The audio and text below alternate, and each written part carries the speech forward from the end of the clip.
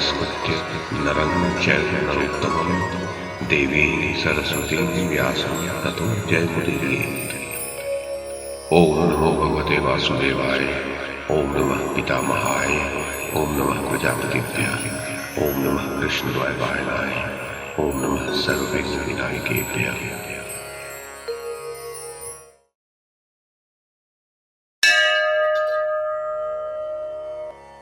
वैशंपायन जी कहते हैं, जन्मेजय तदनंतर निर्मल प्रभात काल में धृतराष्ट्र पुत्र दुर्योधन से प्रेरित हो सब राजा पांडवों से युद्ध करने के लिए चले।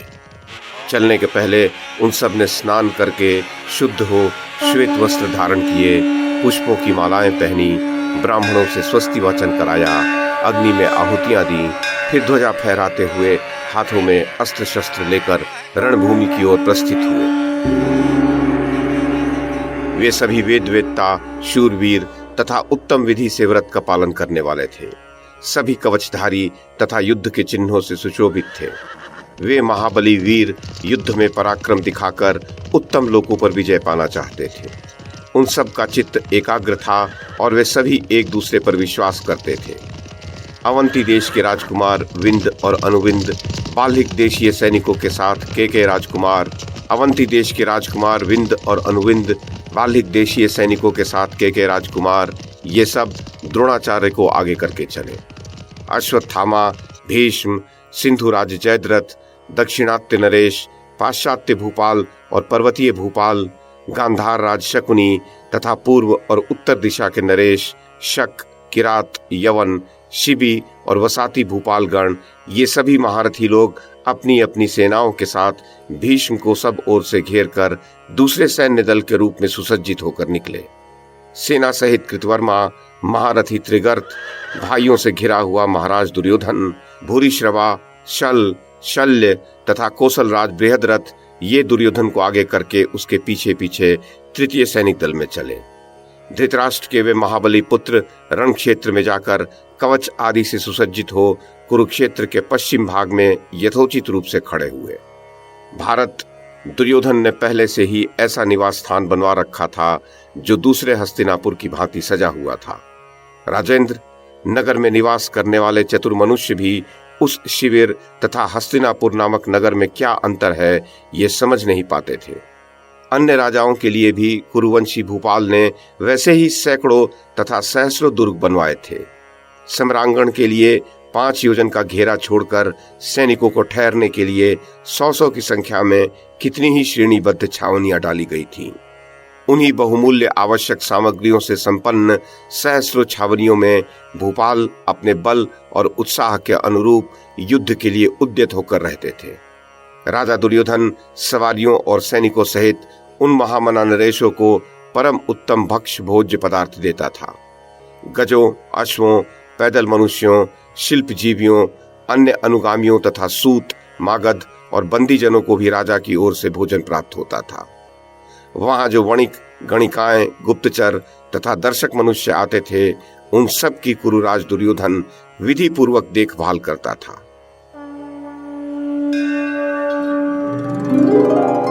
वैशंपायन जी कहते हैं, जन्मेजय, इसी प्रकार कुंती नंदन धर्मपुत्र राजा युधिष्ठिर ने भी दृष्टिद्युम्न आदि वीरों को युद्ध के लिए जाने की आज्ञा दी। चेदी, काशी और करुष देशों के अधिनायक दृढ़ पराक्रमी शत्रुनायक सेनापति धृष्टकेतु को भी प्रस्थान करने का आदेश दिया। विराट, द्रुपद, सात्विकी, शिखंडी, महाधनुर्धर पांचाल वीर युधामन्यु और उत्तमौजा को भी राजा का आदेश प्राप्त हुआ। वे महाधनुर्धर शूरवीर विचित्र कवच और तपाए हुए स्वर्ण के कुंडल धारण किए वेदी पर घी की आहुति से प्रज्वलित हुए अग्निदेव के समान तथा आकाश में प्रकाशित होने वाले ग्रहों की भांति शोभा पा रहे थे। तदनंतर योग्यतानुसार संपूर्ण सेना का समादर करके नरश्रेष्ठ राजा युधिष्ठिर ने उन सैनिकों को प्रस्थान करने की आज्ञा दी और सेना तथा सवारियों सहित उन महामना नरेशों को उत्तमोत्तम खाने पीने की वस्तुएं देने की आज्ञा दी। उनके साथ जो भी गज, अश्व, मनुष्य और शिल्पजीवी पुरुष थे, उन सब के लिए भोजन प्रस्तुत करने का आदेश दिया। पांडुनंदन युधिष्ठिर ने धृष्टद्युम्न को आगे करके अभिमन्यु, बृहंत, तथा द्रौपदी के 5 पुत्र, इन सबको प्रथम सेना दल के साथ भेजा। भीमसेन, सात्यकी तथा पांडुनंदन अर्जुन को युधिष्ठिर ने द्वितीय सैन्य समूह का नेता बनाकर भेजा। वहां हर्ष में भरे हुए कुछ योद्धा सवारियों पर युद्ध की सामग्री चढ़ाते, कुछ इधर उधर जाते और कुछ लोग कार्यवश दौड़ धूप करते थे। उन सब का कोलाहल मानो स्वर्गलोक को छूने लगा। तत्पश्चात राजा विराट और द्रुपद को साथ ले अन्यान्य भूपालों सहित स्वयं राजा युधिष्ठिर चले।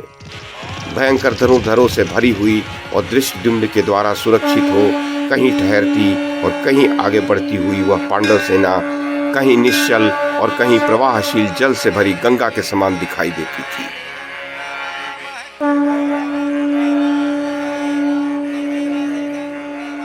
थोड़ी दूर जाकर बुद्धिमान राजा युधिष्ठिर ने धृतराष्ट्र के पुत्रों के बौद्धिक निश्चय में भ्रम उत्पन्न करने के लिए अपनी सेना का दोबारा संगठन किया।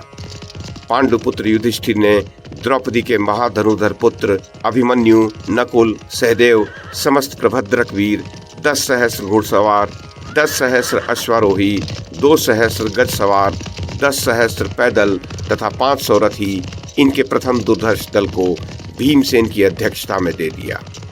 बीच के दल में राजा ने विराट, जयसेन तथा पांचाल देशीय महारथी युधामन्यु और उत्तमौजा को रखा। हाथों में गदा और धनुष धारण किए ये दोनों वीर युधामन्यु, उत्तमौजा बड़े पराक्रमी और मनस्वी थे। उस समय उन सब के मध्य भाग में भगवान श्री कृष्ण और अर्जुन सेना के पीछे पीछे जा रहे थे। उस समय जो योद्धा पहले कभी युद्ध कर चुके थे वे आवेश से भरे हुए थे। उनमें 20 सहस्र अश्व ऐसे थे जिनकी पीठ पर शौर्य संपन्न वीर बैठे हुए थे। इन अश्वारोहियों के साथ 5 सहस्र गजारोही तथा बहुत से रथी भी थे। धनुष, बाण, खड़ग और गदा धारण करने वाले जो पैदल सैनिक थे वे सहस्रों की संख्या में सेना के आगे और पीछे चल रहे थे। जिस सैन्य समुद्र में स्वयं राजा युधिष्ठिर थे उसमें बहुत से भूमिपाल उन्हें चारों ओर से घेर कर चल रहे थे। भारत उनमें 1 सहस्त्र गजारोही, 10 सहस्त्र अश्वारोही, 1 सहस्त्र रथी और कई सहस्त्र पैदल सैनिक थे। नृपश्रेष्ठ अपनी विशाल सेना के साथ चेकितान तथा चेदीराज धृष्टकेतु भी उन्हीं के साथ जा रहे थे। वृष्णि वंश के प्रमुख महारथी महान धनुधर बलवान सात्यकी 1 लाख रथियों से घिरकर गर्जना करते हुए चल रहे थे। क्षत्रदेव और ब्रह्मदेव ये दोनों पुरुष रत्न रथ पर बैठकर सेना के पिछले भाग की रक्षा करते हुए पीछे पीछे जा रहे थे। इनके सिवा और भी बहुत से छकड़े, दुकानें, वेशभूषा के सामान, सवारियां, सामान ढोने की गाड़ी, 1 सहस्त्र गज, अनेक अयुत अश्व, अन्य छोटी मोटी वस्तुएं, स्त्रियां, कृश और दुर्बल मनुष्य, कोष संग्रह और उनके ढोने वाले लोग तथा कोष्ठागार आदि सब कुछ संग्रह करके राजा युधिष्ठिर धीरे धीरे गज सेना के साथ यात्रा कर रहे थे। उनके पीछे सुचित्र के पुत्र रणदुर्मद, सत्यधृति, श्रेणीमान, वसुदान तथा काशीराज के सामर्थ्यशाली पुत्र जा रहे थे। उन सब का अनुगमन करने वाले 20 सहस्र रथी, घुंघरुओं से सुशोभित 10 करोड़ अश्व, ईशादंड के समान दांत वाले, प्रहार कुशल, अच्छी जाति में उत्पन्न, मत्स्रावी और मेघों की घटा के समान चलने वाले 20 सहस्र गज थे।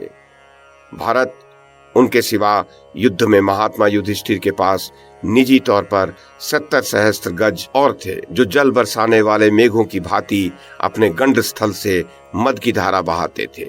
वे सब के सब जंगम पर्वतों की भांति राजा युधिष्ठिर का अनुसरण कर रहे थे। जन्मेजय, इस प्रकार बुद्धिमान कुंती पुत्र के पास भयंकर एवं विशाल सेना थी जिसका आश्रय लेकर वे धृतराष्ट्र पुत्र दुर्योधन से लोहा ले रहे थे। उन सब के अतिरिक्त पीछे पीछे लाखों पैदल मनुष्य तथा उनकी सहस्रों सेनाएं गर्जना करती हुई आगे बढ़ रही थी। उस समय उस रण क्षेत्र में लाखों मनुष्य हर्ष और उत्साह में भरकर सहस्रों भेरियों तथा शंखों की ध्वनि कर रहे थे।